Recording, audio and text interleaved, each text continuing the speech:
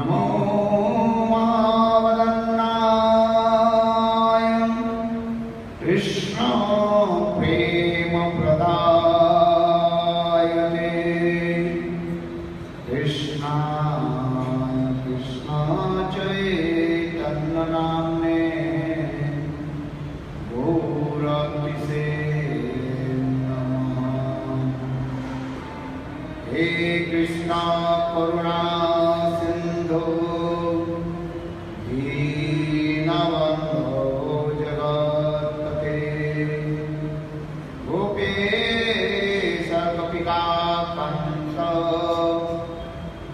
राधाकान्त नमोस्तुते।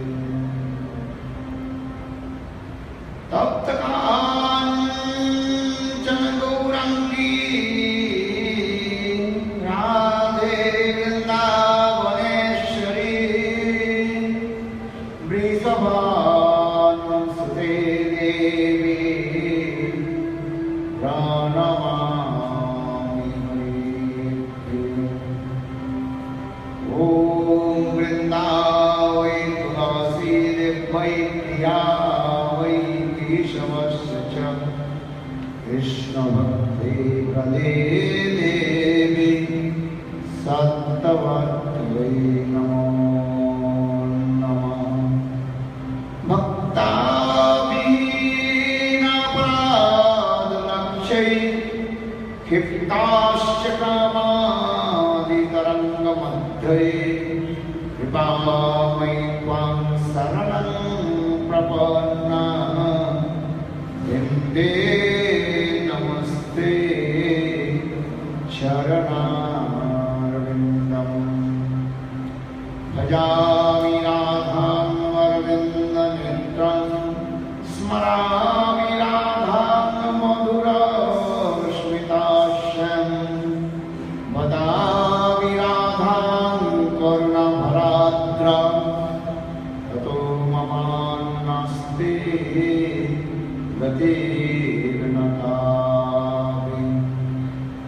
श्यामसुन्दर शिखण्डशेखर स्मेरहासमुरली मनोहर राधिकारसिकमं कृपानिधे सप्रिया चरणा किङ्करीं कुरु। संविदरसवचनं विभो प्रार्थने ब्रजनन्दनन्दन अस्तु मोहनतवादिवल्लभा जन्म जन्मनि मोदेश्वरी प्रिया प्राणनाथ विश्वभानुनन्दिनी श्रीं काब्ज रसलोलसटापदं राधिका पदतले स्थितिं तं भजामि रसिकेन्द्रशेखरम्। वंशी विवृष्टपरान्नवनीरदाभा गीताम्बरारुणबिम्बफलादृष्टा पूर्णेन्दुसुन्दरमुखात् अरविन्दनेत्रा कृष्णात् परमदत्तं किमपि अहं न जानामि। न विजाचे राज्यं न च कनकं माणिक्यं न विवं न दानरम्भं सर्वजनकं वरवधूं मे सदा काले काले प्रभुवतीर्विदचरितो जगन्नाथ स्वामी नयनपथगामी भवतु।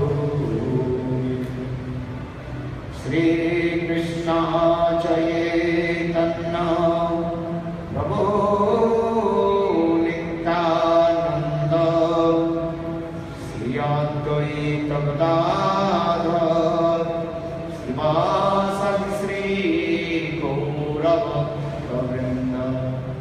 हरे कृष्ण कृष्ण कृष्ण हरे हरे हरे राम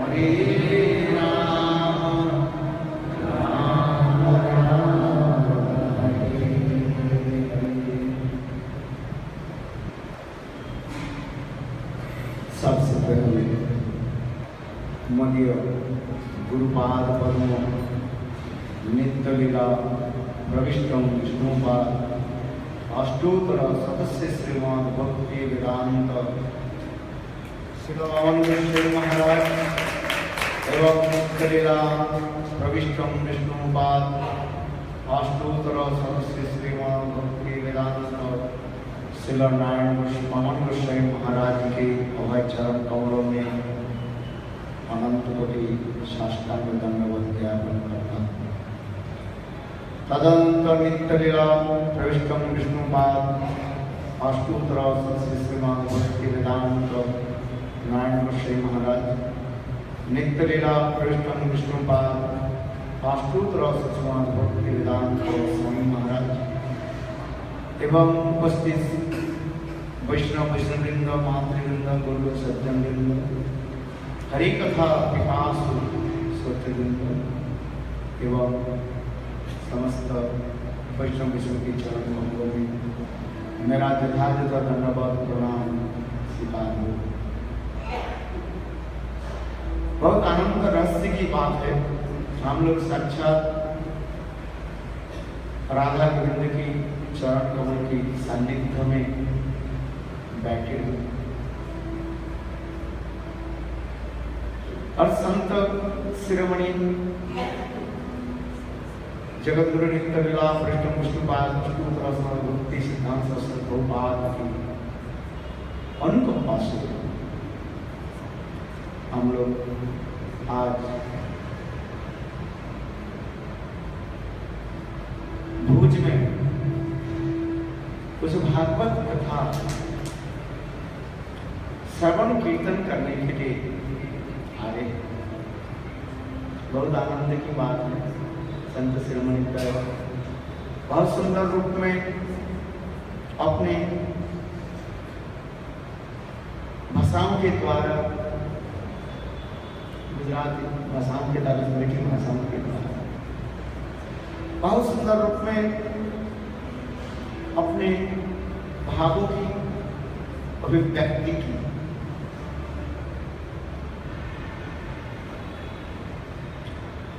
मैं दो शब्दों के द्वारा इस भागवत की कुछ शब्द अमल करना चाहता हूं। ये भागवत गीत है, विशाल है। इस कथा को वर्णन करना मनुष्य के लिए संभव नहीं। स्वयं भगवान की अंश की कला की महत्ता अनंत देव भी कहते हैं, यदि हिमालय पर्वत कलम हो जाए, पेन सारे समुद्र की जल यदि स्याही बन जाए, इंक बन जाए, और ये सारी पृथ्वी यदि पत्र बन जाए, पेपर बन जाए,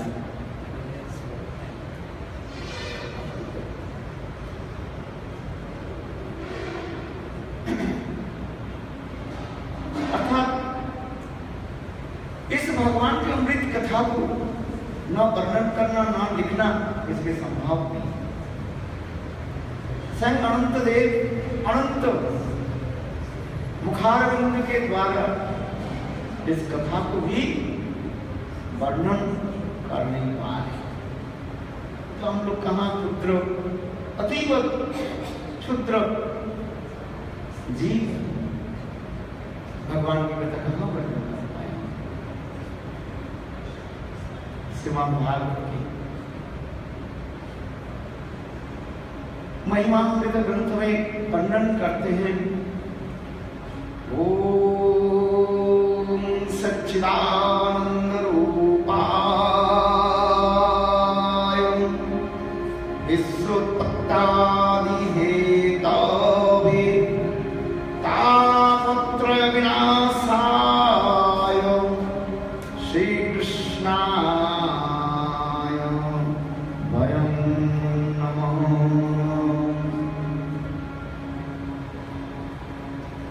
ओम सच्चिदानंद रूपाय, सच्चिदानंद स्वरूप स्वयं भगवान श्री कृष्ण को हम नमस्कार करते हैं। जगत की उत्पत्ति, स्थिति और विनाश के हेतु तथा आध्यात्मिक, आदिदैविक और आदिभौतिक ये त्रिताप को जो है नाश करने वाले वह भगवान मैं बार बार प्रणाम करता हूं। चतुर्वायुमानी भूतानि जेन जातानि, इस संसार में जितने की वस्तु हम देख रहे हैं, उत्पत्ति, स्थिति और विनाश, तो सब कुछ भगवान से हो।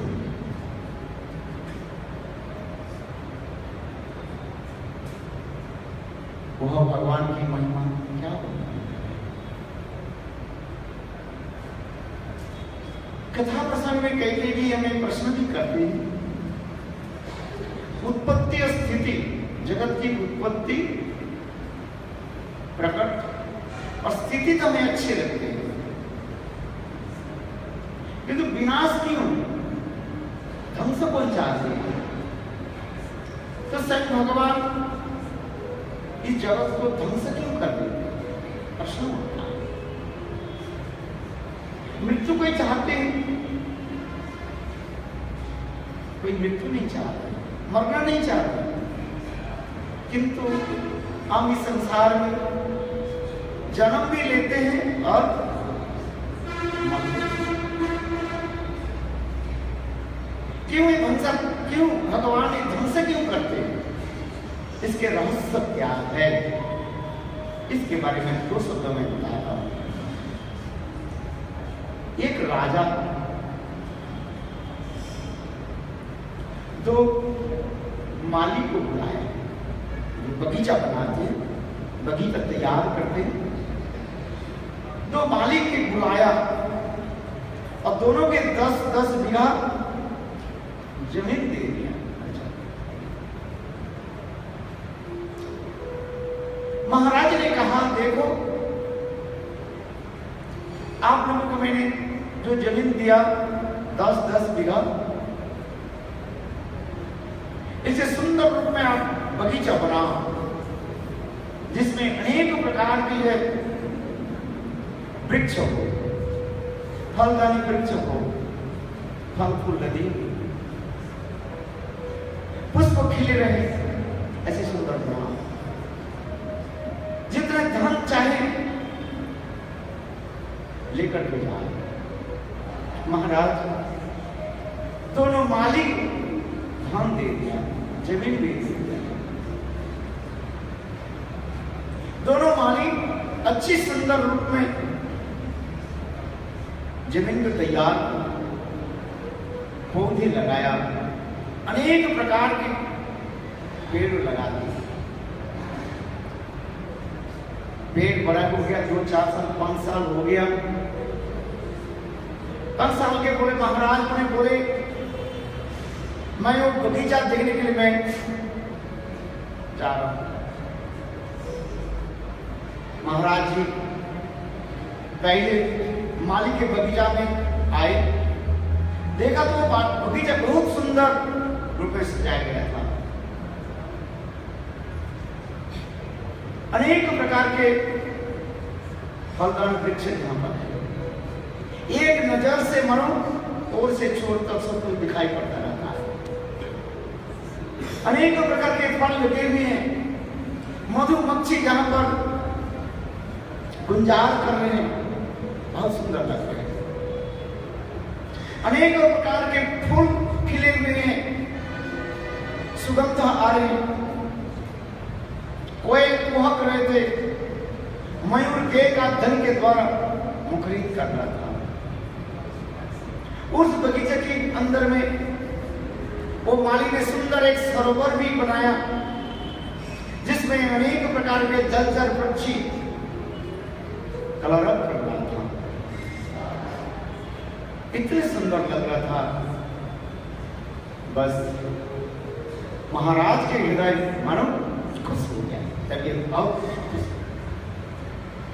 महाराज कुछ प्रसन्न हुए। महाराज कहने लगे मेरे धन तुमने यथार्थ रूप में लगाया।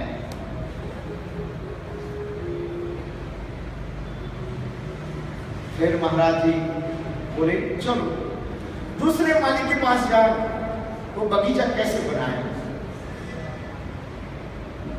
महाराज अपने परिवारों के लेकर के, अंतराज को लेकर के दूसरे माली के बगीचा में गए। बाहर गेट लगा हुआ था। महाराज बोले चले अंदर चले। वो माली बोले महाराज अंदर जा नहीं सकते। क्यों?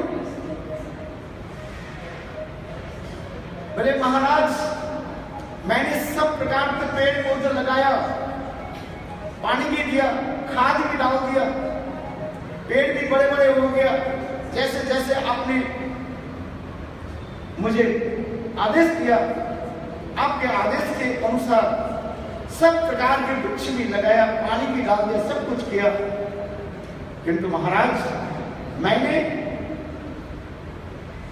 उस पेड़ के एक डाल भी मैंने नहीं काटा, इसलिए आप अंदर प्रवेश नहीं कर सकते, ना घुस सकते, ना कुछ देख सकते हैं। ये से आप देख सकते हैं।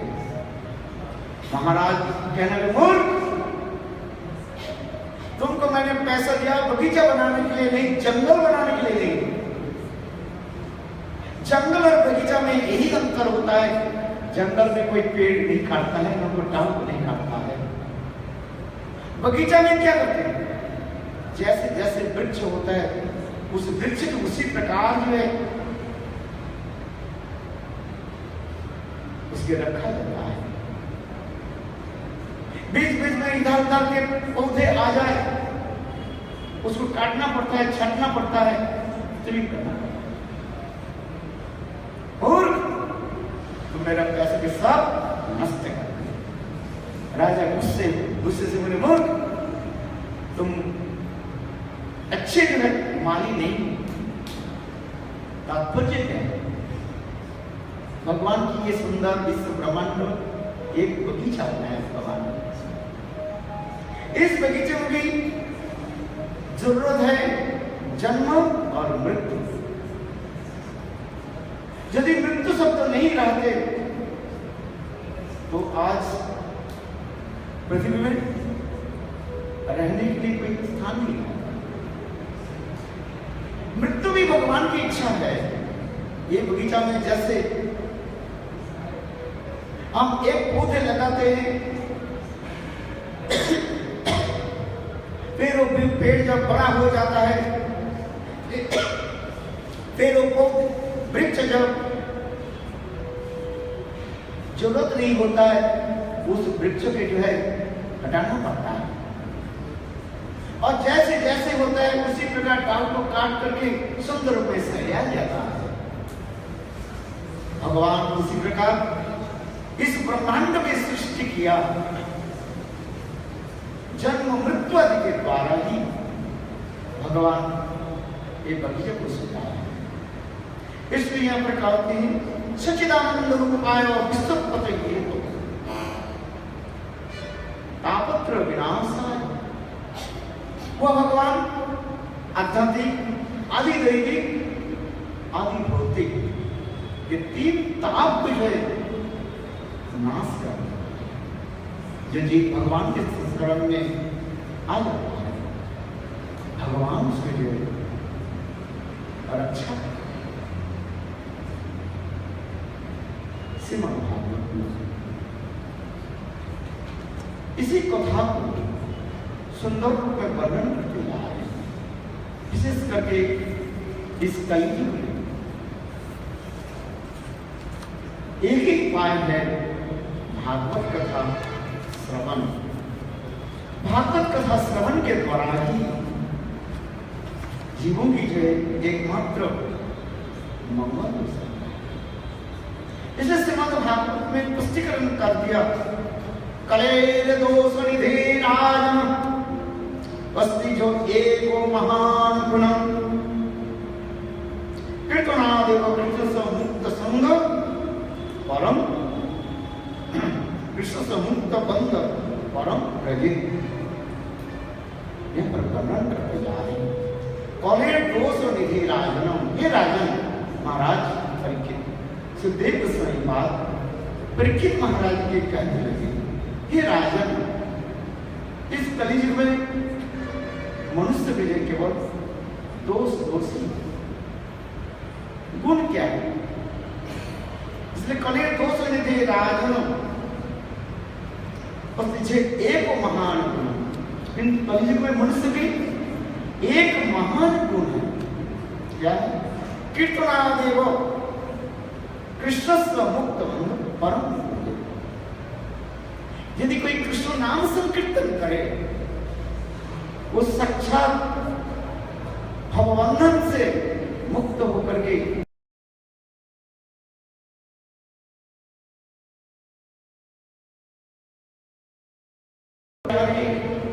हरे राम राम राम हरे हरे। ये कथा में सुनाता हूं। आजकल लोगों की बातों बातों में कह देते हैं कलियुग, कहीं भी कुछ ऐसी को अनहोनी बात हो जाता है जो होना नहीं चाहिए, वही जाता है। लोग बात बात में कहते हैं और ये कलियुग है, इसलिए होना ही। मतलब क्या है? कलियुग के लोग सबसे हंसी मजाक उड़ाते हैं,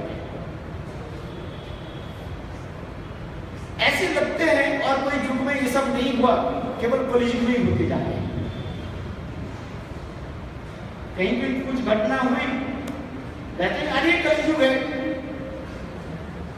ऐसे लगते हैं वे लोग सब सत्ययुग त्रेता युग द्वापर युग से आए, अर्थात सत्य त्रेता द्वापर में कुछ नहीं हुआ, जो कुछ भी हुआ सब कलियुग में हो गया। कितनी बात सत्य नहीं है? कथा ये मैं बताता हूं। सत्य त्रेता द्वापर कली महाराज जी सिंहासन में बैठे,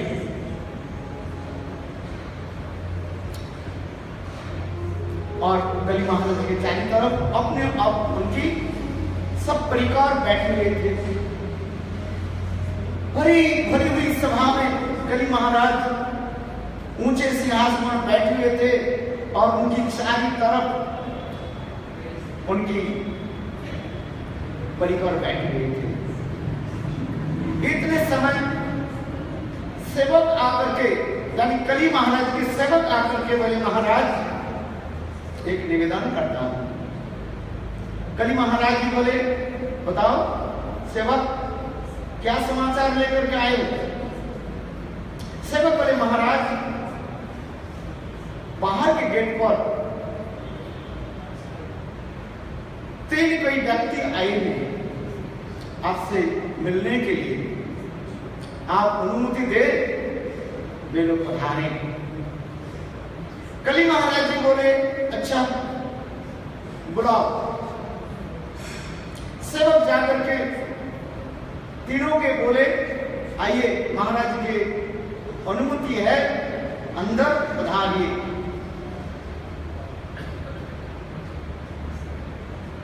तीनों महान व्यक्ति आए, पधारे, कली महाराज जी के पास आए। कली महाराज जी पहचान लिया। कली महाराज जी कहने लगे, अरे ये तो सब मेरे 3 भाई हैं, ये तो सत्य त्रेता और द्वापर।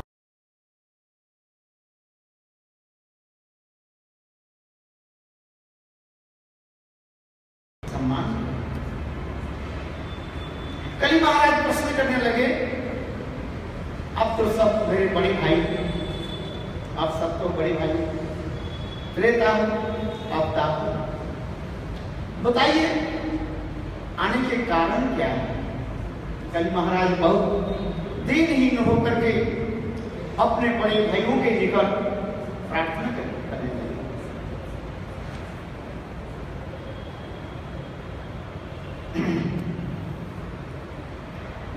तीनों भाई कहने लगे, भाई कली, हम आए हैं आपके राज्य के दर देखने के लिए। हम लोग तो अपने तो राज्य कर लिया, सप्तयुग की राज्य हो, त्रेता युग की राज्य हो, द्वापर युग की राज्य भी समाप्त हुई, इसलिए हम आए हैं आपके राज्य के देखने के लिए।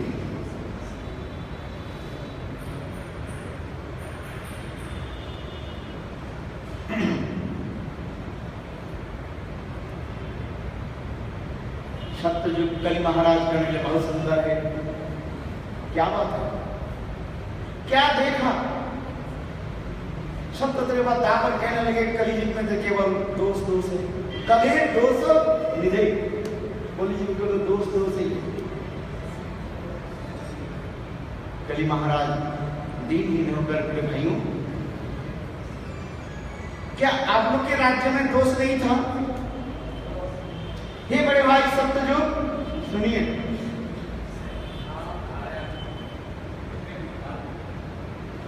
सप्तयुग में हरिश्चंद्र महाराज की कथा जानते हैं कि नहीं जानते? कितने कष्ट उठाया हरिश्चंद्र, क्या आप भूल गए? विश्वामित्र पधारे और हरिश्चंद्र महाराज के बोले, दान दीजिए। दान तो दिया, बोले क्या दान चाहिए? राज्य दान। राज्य दान के बाद बोले, मुझे साथ ही साथ दक्षिणा भी चाहिए। बोले दक्षिणा क्या? 14,000 स्वर्ण मोहर चाहिए। हरिश्चंद्र ने बोले, राज कोष से मुद्रा दिया जाए, और विश्वामित्र बोले, नहीं, जब राजा ही राज्य दान कर दिया, ये तो राजकोष मेरा हो गया, आप ये से दान नहीं कर सकते।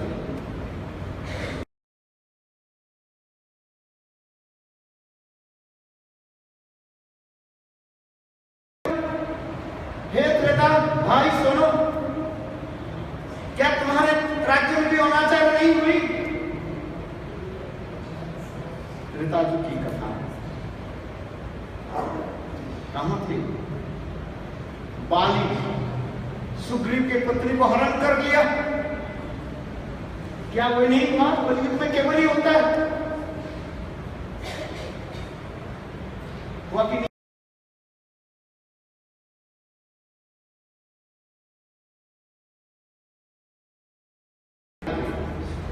क्या आप लोग, क्या वे लोग एक शब्द तक नहीं बोले? भीष्म पितामह उस भारी सभा में बैठे हुए थे। ये तो तुम्हारे जो कलयुग की है, ये द्वापर युग की कथा। क्या तुम्हारे युग में ये अनाचार अत्याचार नहीं हुई?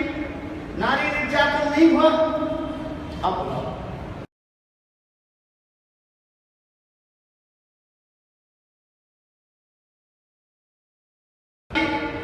कहने लगे, देखो आज जो कुछ मिल जाए, शिकार मिल जाए, हम दोनों आधे आधे भाग लेंगे। जैसे दोनों शिकारी जंगल में गए और इतने समय कली महाराज जी सुंदर एक सोने के स्वर्ण हरिण हिरण के रूप धारण कर लिया। सुनिए, गोल्डन दिया कली महाराज।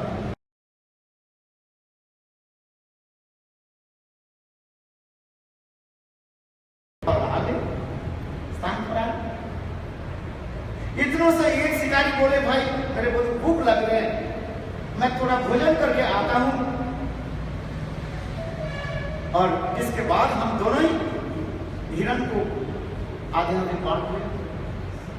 दूसरे शिकारी बोले, बहुत अच्छी बात है, जाओ तुम भोजन करके आओ और मेरे लिए कुछ भोजन लेकर के आओ।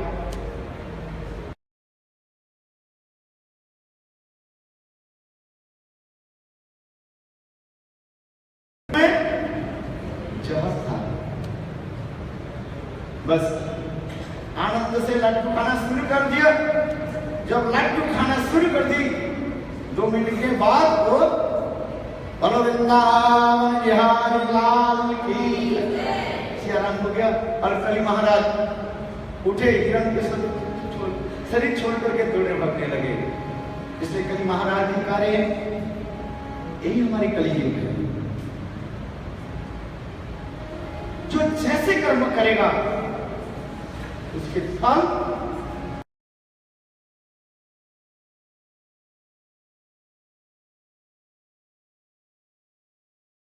भागवत क्या है? श्रीमद् भागवतम। हम श्रीमद् भागवत की कथा श्रवण और कीर्तन के लिए जा रहे हैं। भा शब्द ये भाव है, भाव पहले है भाव, भागवत की भाव शब्द है। भा शब्द के अर्थ होता है प्रकाश।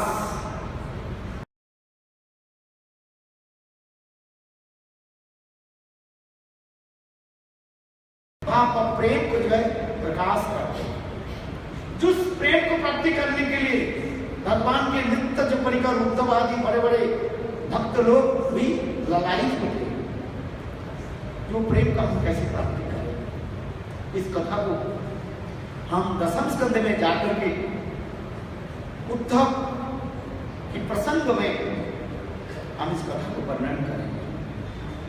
जैसे उद्धव वृंदावन में आकर के ब्रजवासियों की प्रेम महिमा को दर्शन किया, श्रवण किया और अंत में उद्धव बार बार नतमस्तक होकर के स्तुति आदि करने लगे।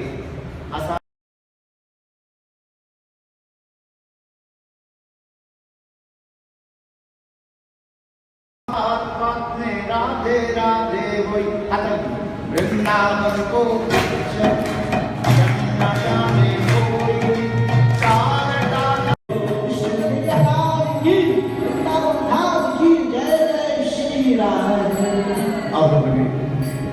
भागवत के भा शब्द की अर्थ आप लोगों ने श्रवण किया, जिसमें सर्वोत्तम भाव यानी प्रेम को खास करते हैं। उद्धवादी बड़े बड़े महाजन जिस भावों की प्रेम की प्राप्ति करने के लिए वृंदावन में राधा आदि गोपियों की चरण धूलि प्राप्ति करने के लिए त्रिलता होकर के जन्म लेने की प्रार्थना। अभी गौ शब्द के अर्थ में बताता ना, गौ शब्द के गरिष्ठ श्रेष्ठ। श्रीमद् भागवतम सर्वोत्तम गरिष्ठ यानी श्रेष्ठ तत्व के जो है वर्णन करते हैं। इसमें श्रीमद् भागवत में पुष्टिकरण करते हैं। वदन्ति तत्तदस्तम जगन्मद्धम ब्रह्मेति परमात्मति भगवानिति शब्दते वदन्ति तत्तम वितस्तम जज ज्ञानम अद्वयम। ये अद्वय ज्ञान पड़ता एक होते हुए पर भी स्वयं भगवान तीन त्रिविध रूप में प्रकाशित होते हैं। इसे कहते हैं वदन्ति तत्तम वितस्तम जज ज्ञान अद्वयम ब्रह्मेति परमात्मेति भगवानिति। एक ही वस्तु तीन रूप में ही प्रकाशित, ब्रह्म के रूप में ज्योति स्वरूप रूप में प्रकाशित होते हैं, तेज स्वरूप ज्योति स्वरूप में प्रकाशित होते हैं, जिससे अद्वैतवादी लोग उस ज्योति में लीन होना चाहते हैं, प्रवेश करना चाहते हैं। दूसरी के परमात्मा के रूप में प्रकाशित होते हैं। तो जोगी लोग योग साधना के द्वारा परमात्मा को प्राप्ति करना चाहते हैं, जो परमात्मा सबके हृदय में विराजमान है। तीसरी क्या है? भगवत स्वरूप, साक्षात भगवान दिग्विजय मुरलीधर होकर के विराजमान। भगवान भी कहते हैं मेरा अनंत स्वरूप है, अनंत रूप है, जो जिस रूप में जो चाहते हैं उस रूप में उनके निकट में प्रकट कर देगा। जैसे जैसे भक्त मेरे रूप का दर्शन करना चाहते हैं उस भक्त को मैं वह रूप प्रकाश। जैसे वैकुंठ में विषक्सेन गरुड़ आदि भगवान की कौन सा रूप चाहते हैं दर्शन करने के लिए? नारायण के रूप में, शंख चक्र गदा पद्म नारायण के स्वरूप को दर्शन करना चाहते हैं। अयोध्या में हनुमान जी है, हनुमान जी कौन सा स्वरूप दर्शन करना चाहते हैं? कौन सा स्वरूप? राम स्वरूप। भगवान रामचंद्र की जय, बोलो वृंदावन बिहारी लाल की जय। देखो इस कथा को मैं बता रहा हूँ, राम की शायद आप लोग वृंदावन गए होंगे। कितने लोग वृंदावन गए? Raise your hand. वृंदावन गए ना? आप वृंदावन जब जाओगे, एक रघुनाथ जी के मंदिर है। इस कथा को मैं सुनाता हूँ। कहाँ की मंदिर? रघुनाथ जी का मंदिर। ये वृंदावन परिक्रमा करोगे, परिक्रमा मार्ग पर कुछ दूर में 100 मीटर्स इनसाइड एक मंदिर है, उसके नाम कहा जाता है रघुनाथ जी के मंदिर का जज साहब के मंदिर नाम से परिचित है। कभी वृंदावन जाए, आप लोगों के पूछना, बोले जज साहब के मंदिर कहाँ पर है अथवा रघुनाथ जी के मंदिर है, लोग बता देंगे। उस कथा को मैं सुनाता हूं।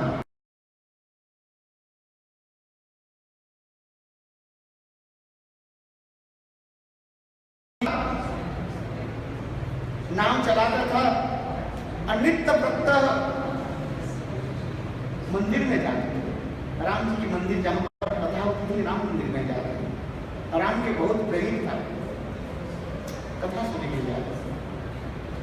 केवट बहुत सरल भी था, लिखे पढ़ते जाते नहीं, अपने नाम भी लिख नहीं सकते। चलो, केवट ने कहा देखो 2-3 साल बाद मैं तुम्हारे पैसे को दे दूं। सेठ जी बोले ठीक है। अपने बेटी को शादी कराया, 3000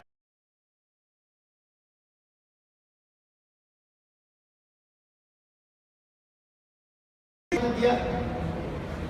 केवट ने क्या किया, अपने घर में ठाकुर जी के सुंदर एक छोटा मंदिर है, राम जी के मंदिर, और उसमें ठाकुर जी के चरण में रख दिया। 2-3 महीने बाद कोर्ट से हाजी आ गया।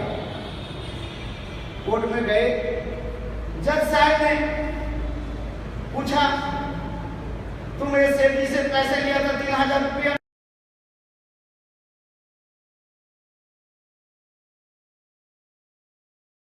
पड़ा था उसमें कुछ नहीं है, ऐसे ही नोटिस नहीं कुछ लिखा, तो फालतू का वजह तुमको 3000 रुपया देना पड़ेगा। फिर केवट रो पड़े। केवट कहने लगे जज साहब, मैं रघुनाथ जी के नाम लेकर के कहता हूं, मैं 3000 रुपया मैंने दे दिया। रो पड़ी। और सेठ जी बोले नहीं, मुझे तो दिया ही नहीं। केवट के रोना देख करके जज साहब की हिदायत तरमीम हो गई। जज साहब समझ गए ये सेठ जी झूठ बोल रहे हैं। जज साहब ने बोला केवट ये बताओ, जब तुमने पैसा दिया कोई साक्षी था, विटनेस कोई है? केवट ने कहा दिया हाँ मेरे राम जी है, रघुनाथ जी है। क्या बोले? रघुनाथ जी। जज साहब ने सोचा तो इनके गांव में कोई रघुनाथ जी नाम से कोई व्यक्ति होगा, ये उसके जो है विटनेस है। बोले जाओ दूसरे डेट में रघुनाथ जी के बुला करके ले आओ। दूसरी डेट में आ गया, एक डेट पूरा, दूसरी तीसरी डेट में जज साहब ने अपने समान जारी लिख दिया रघुनाथ जी के नाम पर।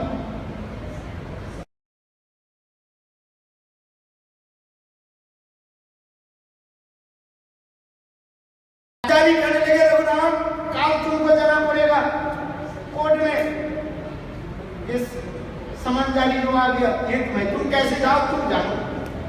बस दूसरी दिन जब डेट पड़ा केवट पहुंचे, जज साहब ने कहा अरे तुम्हारे रघुनाथ जी कहाँ हैं?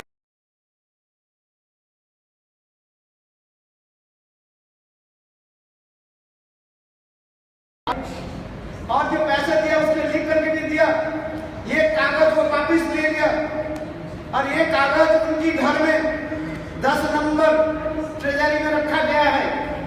वो सेंध रख दिया, भूल गए पढ़ने की। भाई किसी को जो झूठ करते हैं तो फाड़ कर फेंक देते हैं, तो किंतु वो सेठ जी भूल गया था।